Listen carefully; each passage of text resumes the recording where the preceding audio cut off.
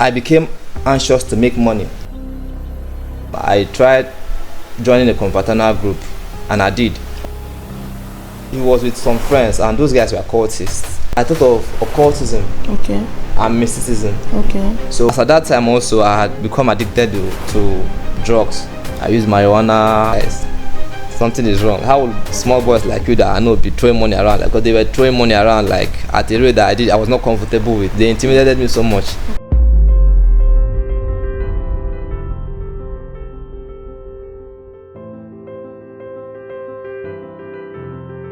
Hello everyone, welcome to New LEASE, where lives are transformed one episode at a time. My name is VIVIAN IBE, and today I have Emmanuel Nwachukwu, who is ready to tell us his story. But before we allow Emmanuel to tell us his story, let's hear God's word for us today. It's taken from the book of Ecclesiastes chapter 3 and verse 14.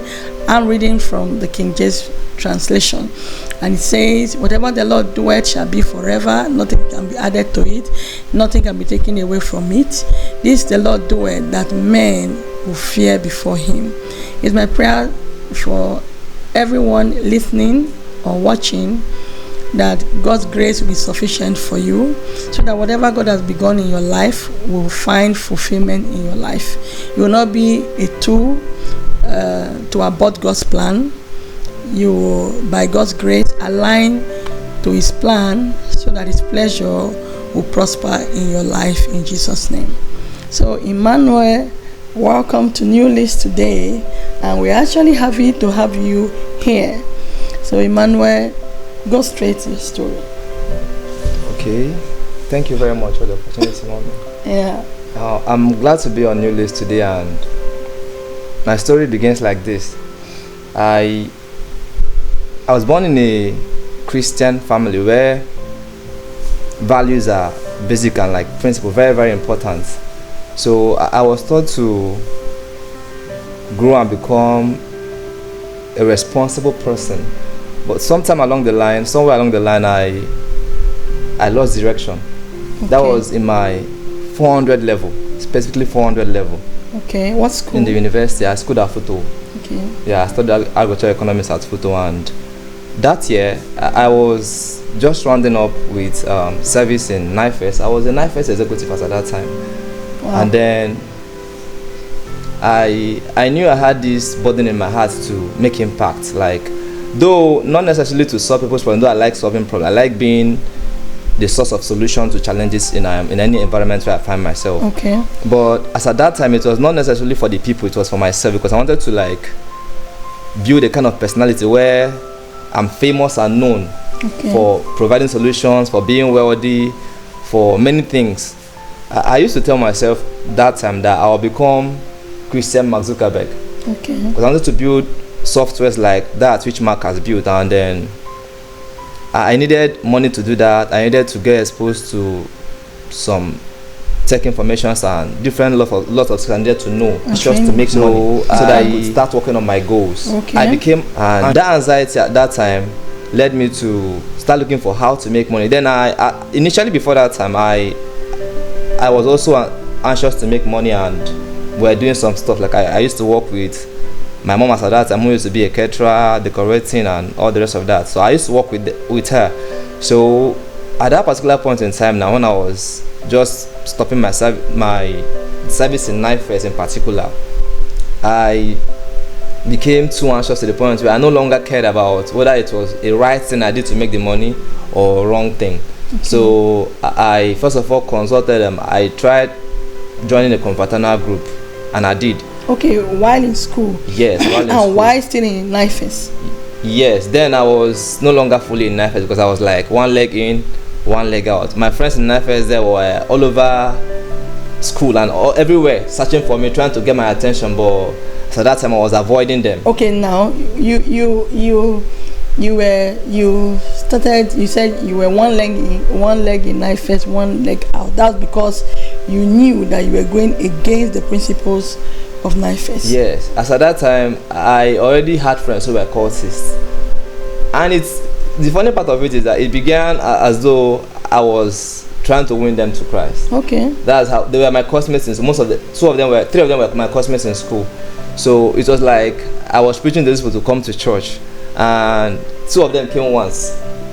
Then the third person is the person that kind of lured me away completely. He never came to church, and he exposed me to a lot of bad influence. Okay, while trying to win him, he won you over. He won me over, yes. Okay, so let's stop at this point. Okay. But there are some people who are right where you are now, trying to win somebody over. What caution do you think they should? Do you think they advise them to apply? So what happened to you? What happened to them? To win somebody over, first of all, you need to understand that the person is not your property. Okay. And the person has his or her own life to live. Okay. You need to respect that also. And then the in that person's decision. Yes. And in that effort, it's not your personal business, it's God's business. So you should partner with God, not take over God's position. Yes, because when you think it's you, it will get to a point where you may not have the right decision the right step to make. Like you may not know the best thing to do to win the person over. Like myself, from my experience then, what I did that made me lose direction or start doing more of his biddings was that at some point in time, I began going to his place at night. Like I was comfortable with going to his place at any time. So when you go to his place, do you come to church, or with time you start discussing other things? You forget what brought you there. And the first day I went there, I just remember the first day I went there, I was like, you didn't. It was actually a fellowship day Wednesday. Okay. So after fellowship, I rushed. I used to call him. I used to have a nickname for him. We call it Ibos. His name is Ifeanyi. Like, Ibos, how far now? You didn't come for fellowship. What happened? Like, no, calm down. Come sit down first. I don't tire. Now he was with some friends, and those guys were cultists. So along the line, they passed me is marijuana to smoke. I like, no, don't worry, I don't do that. That was the first day. Now they passed me a glass to contain alcohol. I shunned the first day. Then I walked away proud, like I will not fall for all those things, don't mind them. Then the second day I went again, and that day it was no longer fellowship. It was, I gave him my, as at that time he came to ask me for my phone. I had another phone I was using. Like I had two phones. One was a smartphone and the other was a small phone. So he asked me for the small phone. I gave him. Now I went back to get the small phone. He refused to give it to me. Like he said, if you leave that one for me, like no problem.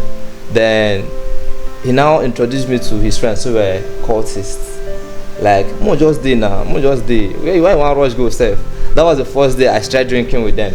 After staying and trying to avoid lots of stuff they were doing, I finally, it's not as though I've not taken alcohol before, but I had at that point separated myself from some kind of things like alcohol use and all of those kind of substances. Because of your commitment to God and fellowship. Yes, but that day I lost it. I took some of the drink and I shared the drink with them, and I was almost drunk before I left. Like it's really got to me because for some time before that period I hadn't taken alcohol. Okay. So I cannot explain how I was feeling, but I know I was not normal again. Okay, so that was how he was able to win you over. Yes. Okay. Now, so you talked about your fellowship members trying to get to you, follow you up. They were concerned. Yes, they were very concerned at that time, but I didn't have the face to come back and meet them because I could not open up, and I didn't know how to say many lies. Like I didn't know how I could tell them that I was missing fellowship and other activities that I usually attend without stress because of a friend who I was spending more time with. Now, did you know you were getting into trouble? Well, I felt I was exploring. I felt I was looking for how to succeed. And they were in your way? Yes. And they were like a link up to a success I didn't know how it was going to be like. So I just wanted to follow them at that time. So I kept going on with them, and I was missing classes in school. I was missing tests. I missed a few exams too. Like I was just doing anything they asked me to do. Like, because the guy himself I'm talking about now, as at that time, was my classmate, but he doesn't come to classes. Like, he comes any day he feels like. And then the exams, if he feels like he writes, if he does not feel like he leaves it, he believes that somehow you'll sort it out, and he always did. Okay. So he started exposing me to how to sort things out without attending classes and tests. And then I got uncomfortable at some point. At the point where it was now involving criminal activities, I got uncomfortable. Okay. So at this time, were you still going to fellowship? Yes, but not punctually anymore. I was still going to fellowship, but anytime I was opportune to. So what happened to your people who were trying to follow up? They gave up? No, they didn't give up. Okay. They kept trying to reach me. I had to stop. I had to change locations because of them. Like, I could be here today and then they call me. We had the Soy Unezibodo, like a street in Futo. I would move to somewhere else, like, just to make sure that they don't catch up with my direction, my location where I'm at the particular point in time. So now, to you, they were not going to. At the disciple you've gone through, you've been in the fellowship. You didn't see them as a way to get what you want anymore. As in, the fellowship people were, to you, going to fellowship was not a way to maybe achieving your goal in life. So that's why you were shunning them. You didn't want to be part of them. So you made up your mind that this fellowship way is not the way. Because of where I was coming from at that time, I knew that there's a way with God. But I felt the God way is boring and taking too long. Yeah. So I wanted to like do a smart one where, and I also felt that I was, then come back and continue. Yes, I also felt I was putting in so much time in fellowship activities. I was like, I could use this time to do a lot of other things, like walk and do some stuff. Okay, so you could marry both. Yes.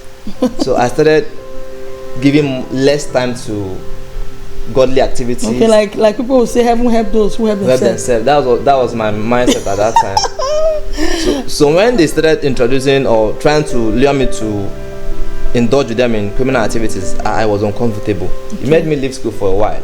I had to avoid them. By that time, I was already in my final year. I had to avoid them, like, because they started threatening my life. They beat up a friend because of me. One of my friends, a female friend, a girl.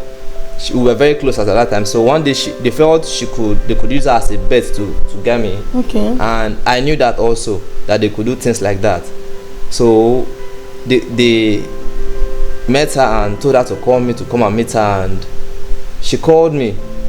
So when I picked the call, her voice was unstable. I knew something was wrong somewhere. Okay. I didn't go. Okay, now at this point, what's happening to your academics? Were you sorting and getting results, or your academic was becoming very bad? It was becoming very bad because as at that time in my department, so there are some lecturers that no matter how much you have, you cannot sort them. Okay. So the ones that I could sort, I did. But the few that I could not sort became kind of a trap that held me down. I couldn't get beyond. Okay. Yeah. Okay. So go ahead. So I stopped associating with them. I had to come to school from town. The few times I came to school, that is. And at this point, you couldn't tell anyone. There was nobody to confine in your fellowship. So was it? At this point, did you agree that you were in trouble?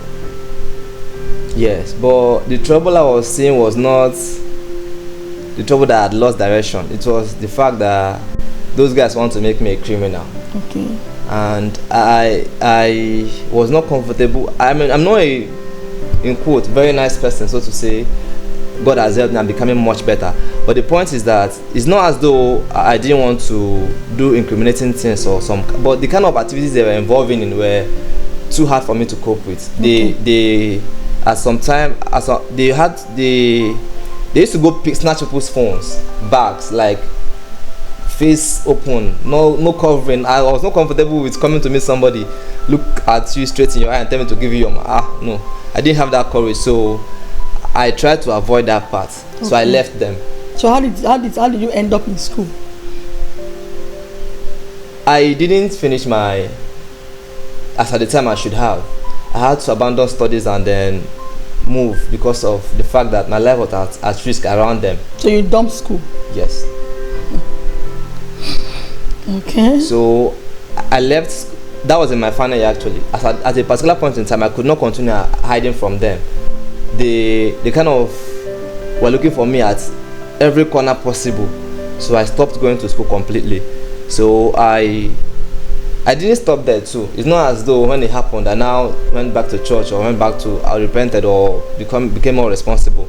I didn't. Okay. I felt this occultism something is rubbish. That's what I told myself, it's rubbish, because it was more of violence and fighting and snatching of phones and things like that. So I didn't see how you could be popular. Yes, I didn't see what they were doing leading me to where I wanted to get to. Okay. So I now thought of something different. Okay. I thought of occultism. Okay. And mysticism. Okay. So I tried joining an occult group at that time. So who helped you? How did you begin that? Around my school as at that time, there was this temple. They call it a temple. Amok temple in particular. You know Amok, ancient mystic rose crucis. Okay. Yeah, so they had a temple around my school, around Futu, somewhere in Ihiagwa towards Owerri, like along Nekede Road. So I've been seeing that temple over time, but it didn't mean anything to me. But one of the days I was trying to escape from those guys, I saw that place. I got attracted to it. I was like, this was like Let me try this way. Yeah, so I now went there. I went there and I met them. I was like, I want to become one of you. How do you become a member? They told me as at that time that I needed to pay an amount of money that would make them enroll me into their group, and then I'll be receiving packages from them, like booklets from them. So I made the first payment, and then I got a pack of books. Okay, before that, the first day I went, they gave me a book that they said is free, completely free. The book's name is The Mastery of Life. That was what got me more interested. Like after reading that book, I was like, wow, so I can become a master of my life. They gave me a clue to how I could become a very powerful person, like by learning how to conjure and do some incantations and things like that. So it got my yes, it got my fans. I was like, this is what I've been looking for. So I started trying to know more about them, and I now enrolled. So they sent me the first pack, some books, and then before they sent me the books, while I was waiting, I didn't have the energy to hold myself. I went to somewhere again. There is this church, in quote, a church. Okay. The name is You don't need to mention the name. Okay, so I went to the church and then I got another book. They nicknamed the book the Third Testament of Jesus Christ. Okay. They said it's talking about when Jesus went to America. So I started reading that book. The book also had things that were not very balanced in it, and then while I was reading this book, the pack from Amok came. I had lots of books that were making me lose my senses, like my normal life that was going smooth. That was when my people, like back home, they realized that it was not just the occultism in school that I've been involved in lots of things. So as at that time, I have a sister. She reported me to an uncle, a relative, who came and saw the heaps of books and kind of things I was reading, and they were not comfortable. They wanted to take the books away from me, but I didn't allow them. I turned aggressive at everybody, so they left me. So they started praying for me. They were praying and praying and praying and praying, and then one of the days I was not just comfortable with, I could not sleep. As at that time also, I had become addicted to drugs, because with that my friend in school, I got introduced to substance abuse. The court people introduced you to drugs. Yes.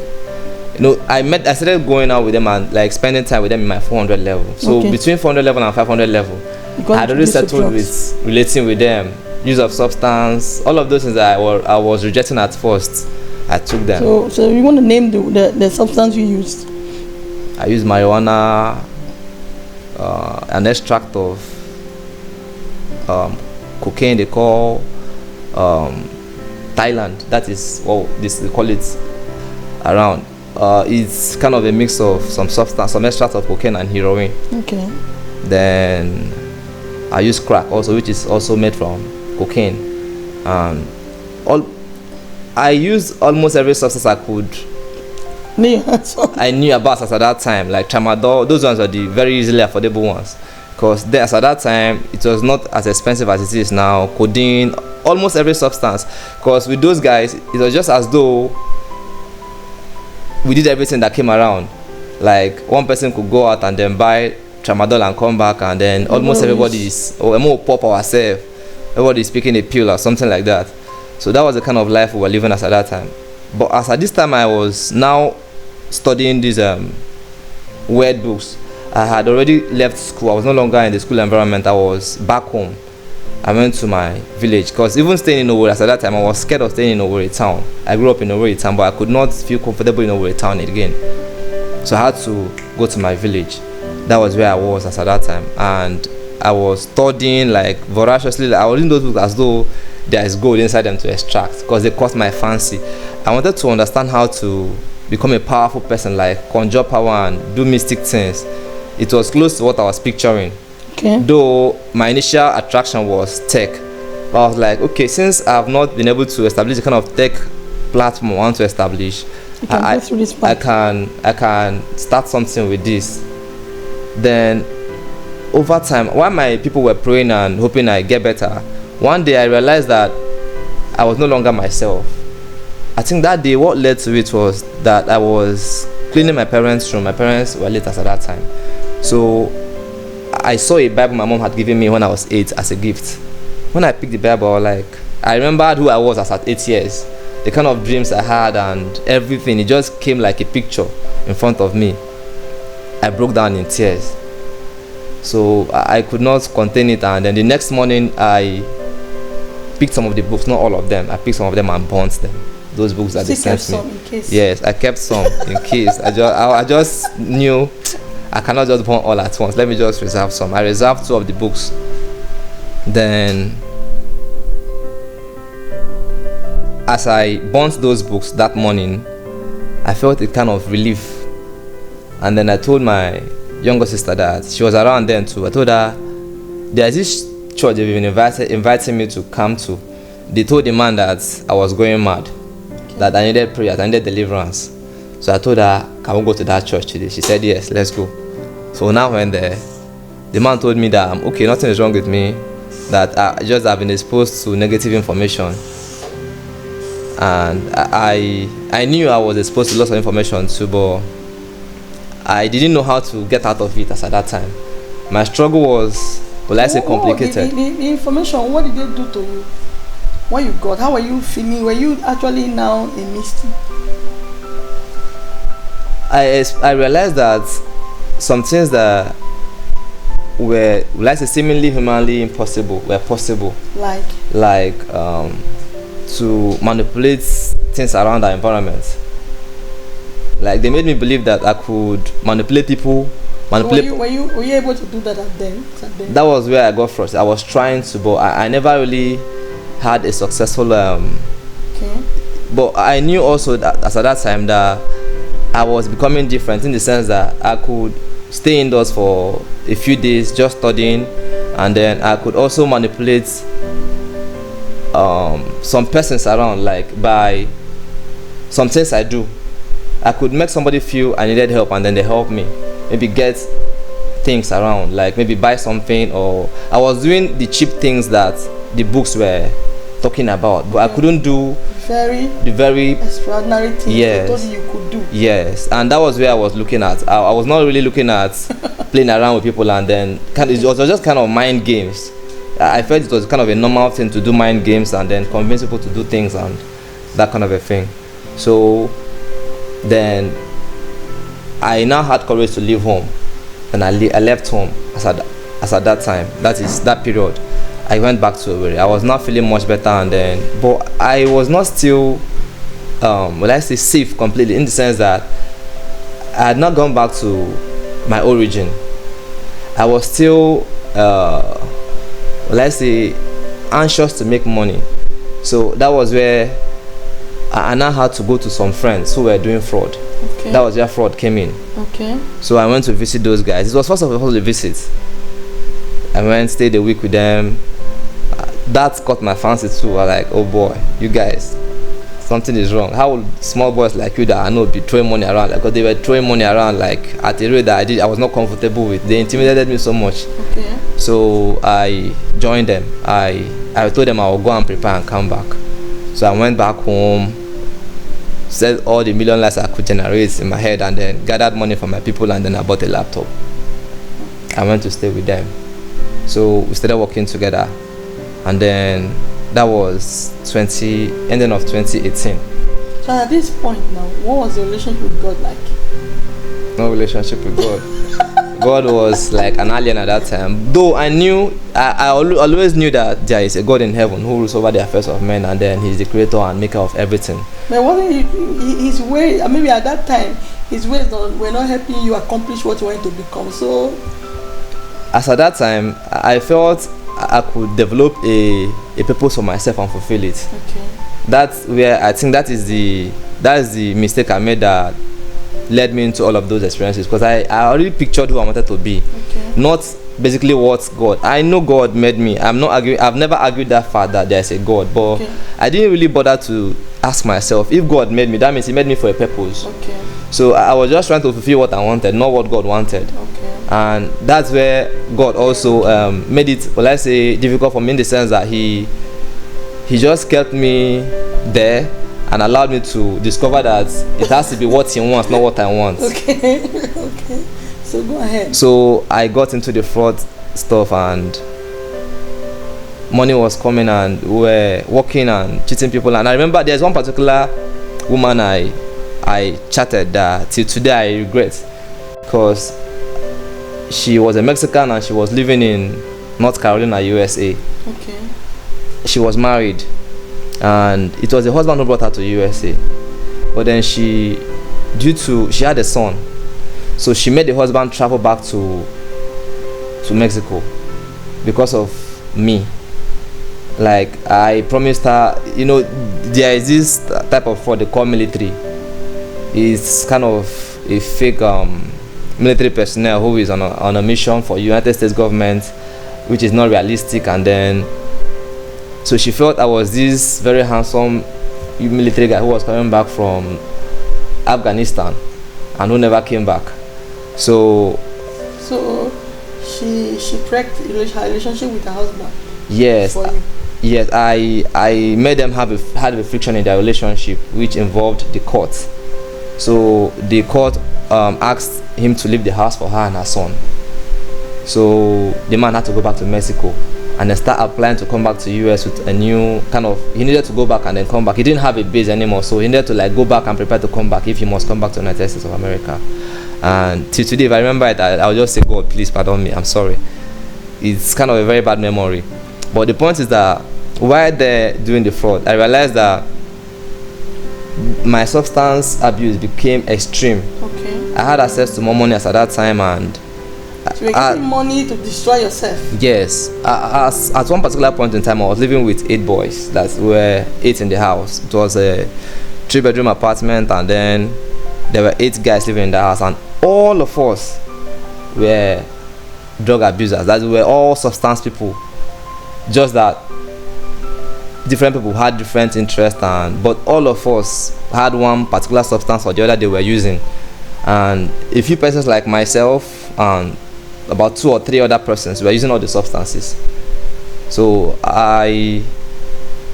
one day we had a misunderstanding, then I had to leave them. There is this work I had that time. When I say work, it means somebody who I was about to, yes, I had a client I was working on, and then the guy that was the person that introduced me to them, the way they rationalized the money that was coming from the work, it didn't go down well with me. Okay. So that was where it started from. They said we were going to share the money 40-40-20, because then I was still under them, and then I didn't have a say. The person that introduced me was going to take 20%. The person who was finishing the work would take 40. Me myself, I take 40. I was like, how will I be chatting with this woman for 4 months and then you cut the money like that? I didn't like it, and then I refused. I opposed it, because we've had different transactions too that went that way. I was like, no, by this time I think I should have been able to have a fairer bargain instead of the same old 40-40-20 I've been doing. So I left them. I started on my own, and then it was not better in the sense that I already committed myself to abuse of substance and stuff like that. So even that money that I was trying to secure then came, and then I cannot account for anything I use it for. So still substance, but one thing happened in that period of time.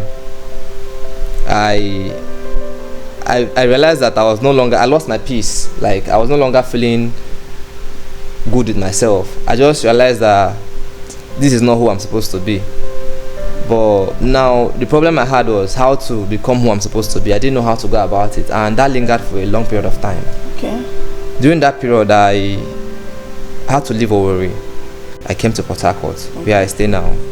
So when I came to Port Harcourt, I realized that it was a different environment, and then I was happy that I had found somewhere new to start afresh. I thought I would, but the funny part of it is that in a few months I still found how to reconnect the same kind of people who I was trying to avoid back in Owerri. Yes, a new set of drug abusers who became my friends, new set of fraudsters who I got connected to, and it was just as if I did a transfer of myself from one wrong environment to another wrong environment. So I just continued in the same lifestyle. Then at some point in time, money stopped coming. I ran into problems. I had to look for a paid job. So I had to work in a school at first. Then it was not a school first, it was a company first, Roda Commercial. A friend of mine, one of the guys who I met due to substance, was working with a company, and then he introduced me to their company, and then they took me in. I started working with them as so at this point you were not going to church? Do you have any relationship with God? Yes, at this particular point in time I was not going to church. I had been out of church when I left home, I stopped going to church. All the time I think I went to church a few times while I was in Owerri during that period I was with those fraudsters, but it was not like I was now somebody who went to church just for formality. Like, that passion to go and worship God was no longer there. I was just, sometimes we even go to church and then we stay outside the auditorium all through the service. I would just be looking for one girl or the other to say abusive words to, and it was not like what I used to do. It was not like what I knew before. Okay. And it was just occasional, maybe once in 2 months, once in 3 months. It was not like weekly. I understand. Okay. And when I came to Port Harcourt too, it was similar, just that it took some time. It took up to 6 months before I started going to church again. Not like effective going to church. The once in a while going to church. Okay. Kind of hang out, kind of going to church. Okay. So you started going, you had that job? I had the job with the company as a logistics personnel. So you left the job and started teaching? Yes. At some point in time, while I was working with the company, I had an issue with them. Okay. I had gone for a supply then, and I was working as a logistics personnel, supplying of goods and services to malls like ShopRite, Spa, and all of those kind of malls. So one of the days I went to supply at Delta State, that is the ShopRite in Warri, and that day I supplied late at night. The people there didn't receive all the goods I brought because of the barcode verification. Okay. And I was supposed to call my boss that night and tell him what was happening so that he will clarify with them. But I didn't. I was like, he's sleeping, let me leave it to tomorrow. So the following day, he called me himself. He had noticed that they had received some of the goods and rejected some. He was mad at me. And I should have just maybe apologized or calmed down and took it that I'm sorry that I didn't do well. I explained to him that I was supposed to call him at night, but I just allowed him to rest, to call him this early morning. But because of the kind of person I've become, where I no longer had regard for anybody or anything, as he was shouting, I spark up to, and I told him some silly words, and So he talked to me. He was yeah, that's how I lost the job. He's Lebanese, and he was like, you talk to me like that? Why you talk to me like that? Oh, you are no longer okay, Emmanuel. You are no longer okay. Something is wrong with you. That was what he said, and wow. He said, we'll see you out. We'll see you out. Like, he meant I was out of the company, and then I couldn't help it. And that was on phone actually. So when I came back, I felt I could maneuver and apologize, because I came back to myself. I was already losing the job, but it was gone. He didn't change his mind.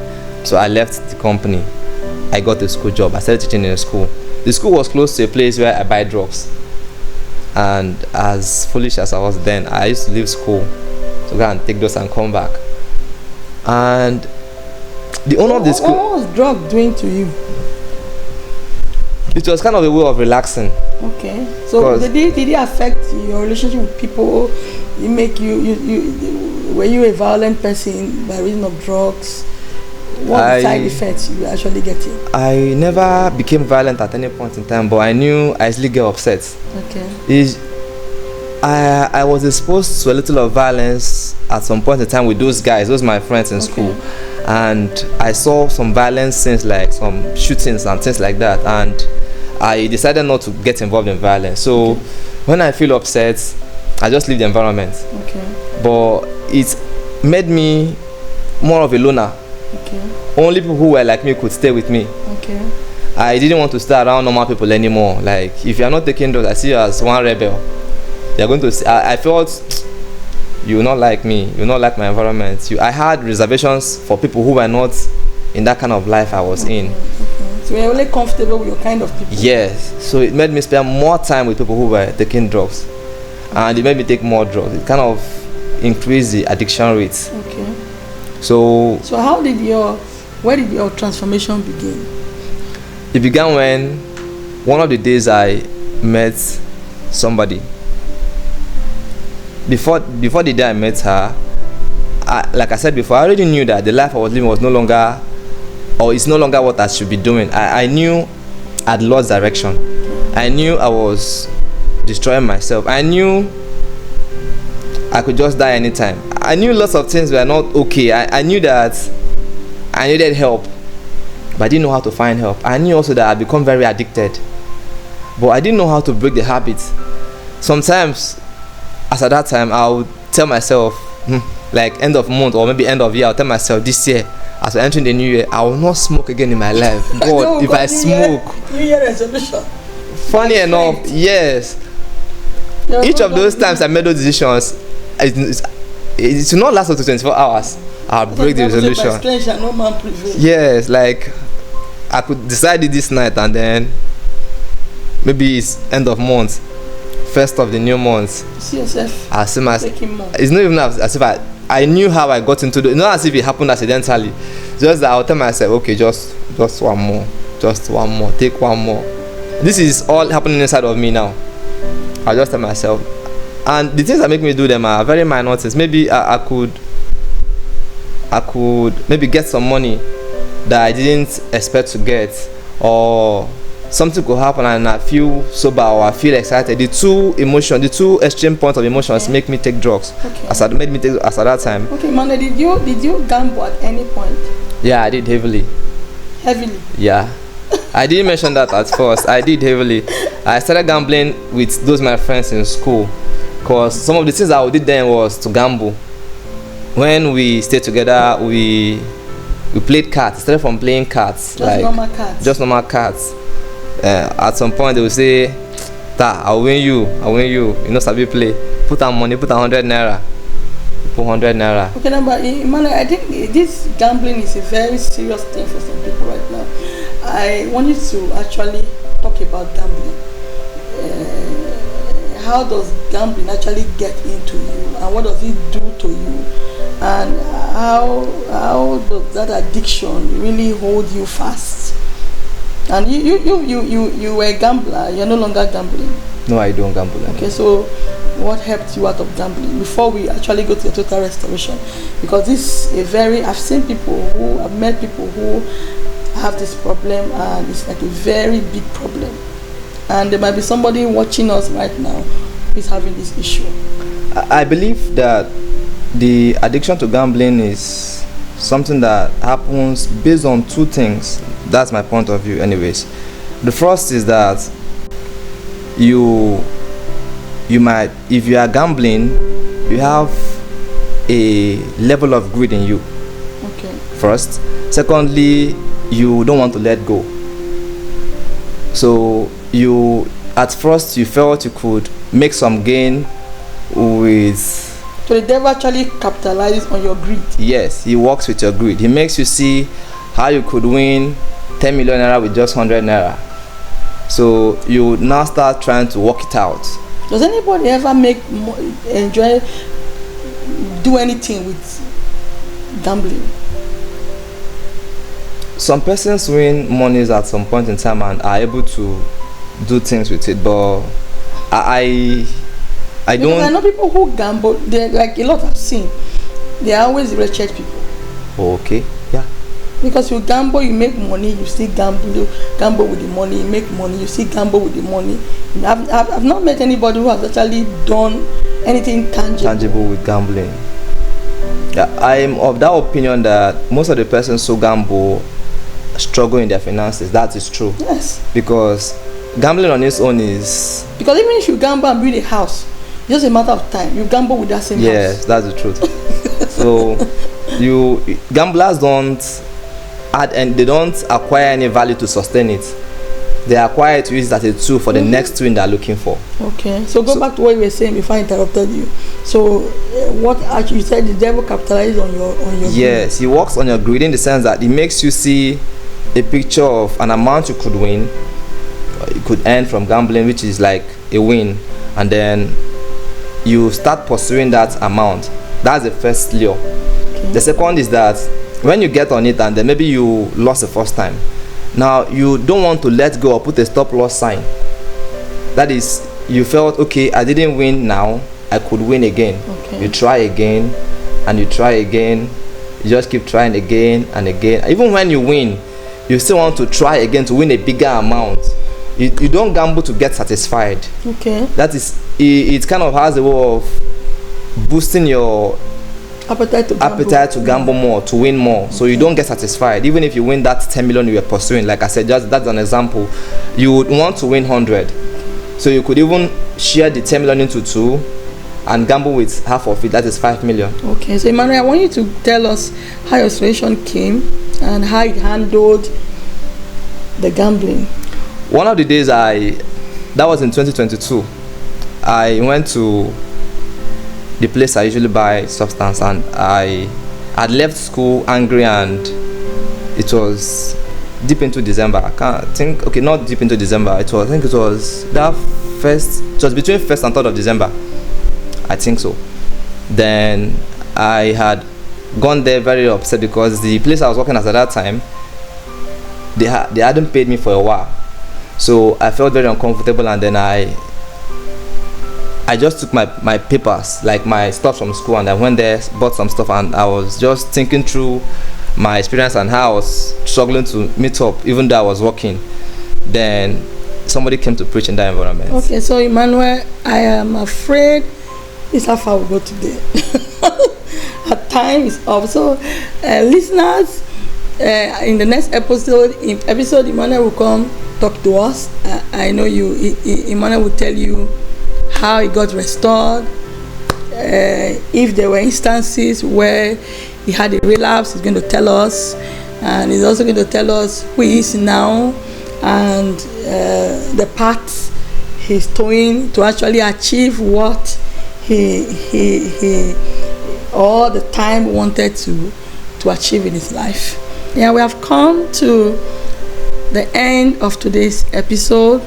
Do remember to share, comment, like, and subscribe, and turn on your notification button so you won't miss the completion of Emmanuel's wonderful story. Thank you so much. Bye.